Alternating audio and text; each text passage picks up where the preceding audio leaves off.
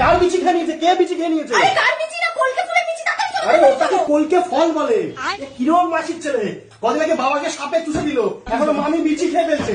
এই তো তোমার দিদি দিদি দিদি দিদি দিদি ভাই আসছে, বাবা সাপে চুষে দিচ্ছে, মামি বিচি খেয়ে নিচ্ছে। আরে দিদি দিদি দিদি দিদি বেলুন নিয়ে এসছে, বেলুনের পরে বেলুন শুধু নর্মালি লোকে কিরম করে বলে বেলুন, ও বেলুনের নুনের পিছনে নুন বেলুন।